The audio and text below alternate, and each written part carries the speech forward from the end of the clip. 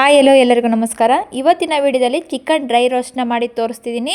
Simple ಆಗಿ ಮತ್ತು spicy ಆಗಿರುವಂತಹ ರುಚಿಯಾಗಿರುವ ಚಿಕನ್ ಡ್ರೈ ರೋಸ್ಟ್ನ ಕೇವಲ 10 ರಿಂದ 15 ನಿಮಿಷದಲ್ಲಿ ನಾವು ಸಾಫ್ಟಾಗಿ ಮಾಡ್ಕೊಳ್ಬೋದು. ಯಾವ ರೀತಿ ಮಾಡ್ಕೊಳ್ಳೋದು ಅಂತ ಈ ವಿಡಿಯೋದಲ್ಲಿ ನೋಡಿಕೊಂಡು ಟ್ರೈ ಮಾಡಿ, ತುಂಬಾ ರುಚಿಯಾಗಿರುತ್ತೆ.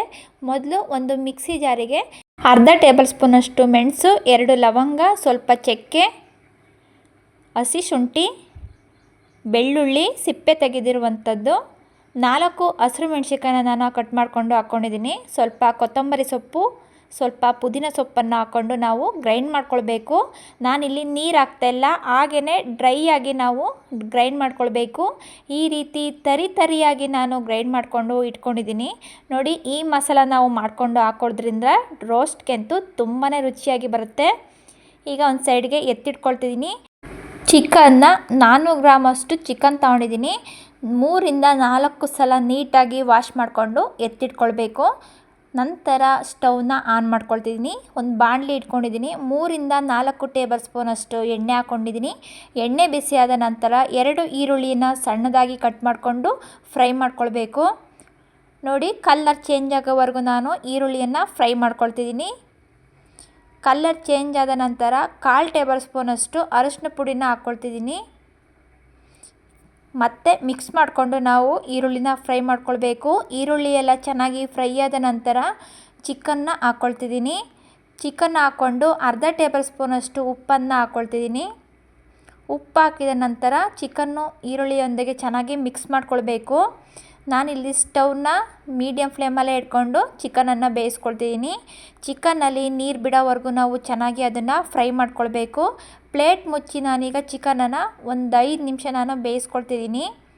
ನೋಡಿ, ಚಿಕನಲ್ಲಿ ನೀರು ಬಿಟ್ಕೊಳ್ಳೋವರೆಗೂ ನಾನು ಚೆನ್ನಾಗಿ ಬೇಯಿಸ್ಕೊಂಡಿದ್ದೀನಿ. ಮತ್ತೆ ಒಂದು ಸಲ ನಾವು ತಿರುಗಿಸ್ಕೊಂಡು ಬೇಯಿಸ್ಕೊಳ್ಬೇಕು. ಬೇಯೋದಕ್ಕೆ ಒಂದು ಅರ್ಧ ಲೋಟದಷ್ಟು ನಾನು ನೀರನ್ನು ಹಾಕ್ಕೊಂಡು ಸ್ಟವ್ನ ಜಾಸ್ತಿ ಉರಿಗೆ ಇಟ್ಕೊಂಡು ಬೇಯಿಸ್ಕೊಳ್ತಿದ್ದೀನಿ. 3 ರಿಂದ 4 ನಿಮಿಷದವರೆಗೂ ಮುಚ್ಚಳ ಮುಚ್ಚಿ ಬೇಯಿಸ್ಕೊಳ್ಬೇಕು. ನೋಡಿ, ನೀರಿನ ಅಂಶ ಕಮ್ಮಿ ಆಗೋವರೆಗೂ ನಾನು ಚಿಕನನ್ನು ಚೆನ್ನಾಗಿ ಬೇಯಿಸ್ಕೊಂಡಿದ್ದೀನಿ. 3/4% ಚಿಕನ್ ಬೆಂದ ನಂತರ ಗ್ರೈಂಡ್ ಮಾಡ್ಕೊಂಡಿರುವಂತಹ ಮಸಾಲವನ್ನು ನಾನು ಹಾಕ್ಕೊಳ್ತೀನಿ. ನೋಡಿ, ಮಸಾಲವನ್ನು ಈ ರೀತಿ ತರಿಯಾಗಿ ನಾನು ಗ್ರೈಂಡ್ ಮಾಡಿಕೊಂಡು ಹಾಕ್ಕೊಂಡಿದ್ದೀನಿ. ಈಗ ಮಿಕ್ಸ್ ಮಾಡ್ಕೊಳ್ಬೇಕು.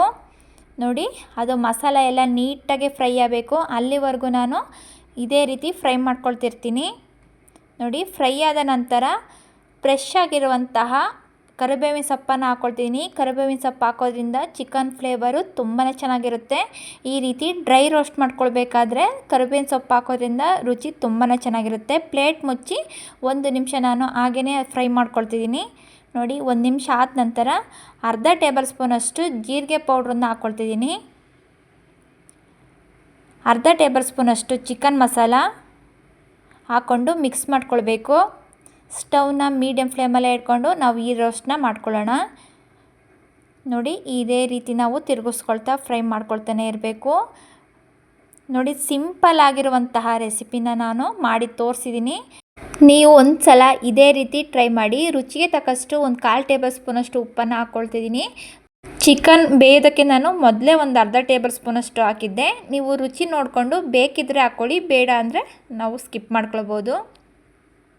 ನೋಡಿ, ಚಿಕನ್ ಎಲ್ಲ ಫ್ರೈ ಆದ ನಂತರ 1.5 ಟೇಬಲ್ ಸ್ಪೂನಷ್ಟು ಸೋಯಾ ಸಾಸನ್ನು ಹಾಕ್ಕೊಳ್ತಿದ್ದೀನಿ. ಸೋಯಾ ಸಾಸ್ ಹಾಕೋದ್ರಿಂದ ಟೇಸ್ಟು ಸ್ವಲ್ಪ ಡಿಫ್ರೆಂಟಾಗಿ ಸ್ವಲ್ಪ ಸ್ಪೈಸಿಯಾಗಿ ಬರುತ್ತೆ. ನೋಡಿ, ಈ ರೀತಿ ನಾವು ಚೆನ್ನಾಗಿ ಮಿಕ್ಸ್ ಮಾಡ್ಕೊಳ್ತಾ ಫ್ರೈ ಮಾಡ್ಕೊಳ್ಬೇಕು.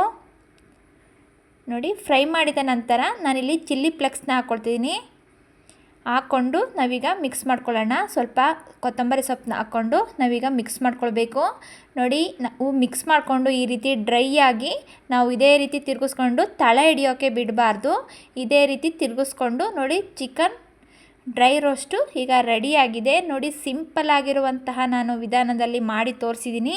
ನೀವೊಂದು ಸಲ ಈ ವಿಧಾನದಲ್ಲಿ ಟ್ರೈ ಮಾಡಿ ಹೇಗೆ ಬಂತು ಅಂತ ನನಗೆ ಕಮೆಂಟ್ ಬಾಕ್ಸಲ್ಲಿ ತಿಳಿಸಿ.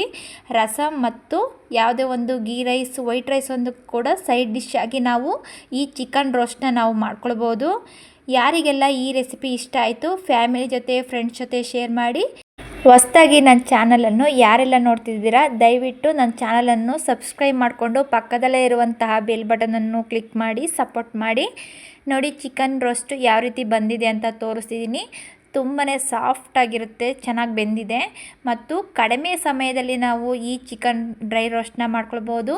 ಸ್ವಲ್ಪ ನಿಂಬೆಹಣ್ಣನ್ನು ಈ ರೀತಿ ಹಿಂಡ್ಕೊಂಡು ತಿಂತಿದ್ರಂತೂ ತುಂಬಾ ಚೆನ್ನಾಗಿರುತ್ತೆ. ಚಿಕನ್ ಕೂಡ ಯಾವ ರೀತಿ ಬೆಂದಿದೆ ಅಂತ ನಾನು ತೋರಿಸ್ತಿದ್ದೀನಿ. ಈ ರೀತಿ ಪ್ರೆಸ್ ಮಾಡಿದ್ರೆ ಸಾಕು, ತುಂಬಾ ಸಾಫ್ಟಾಗಿ ತುಂಬಾ ರುಚಿಯಾಗಿ ಬಂದಿದೆ. ನೀವು ಒಂದು ಸಲ ಟ್ರೈ ಮಾಡಿ ಹೇಗೆ ಬಂತು ಅಂತ ನನಗೆ ಕಮೆಂಟ್ ಬಾಕ್ಸಲ್ಲಿ ತಿಳಿಸಿ. ನನ್ನ ಚಾನಲಲ್ಲಿ ಚಿಕನ್ ರೆಸಿಪಿಗಳನ್ನು ತುಂಬಾ ಅಪ್ಲೋಡ್ ಮಾಡಿದ್ದೀನಿ, ನೋಡಿಕೊಂಡು ಒಂದು ಸತಿ ಟ್ರೈ ಮಾಡಿ, ತುಂಬಾ ಚೆನ್ನಾಗಿ ಬರುತ್ತೆ. ವಿಡಿಯೋ ನೋಡೋದಕ್ಕೆ ಧನ್ಯವಾದಗಳು.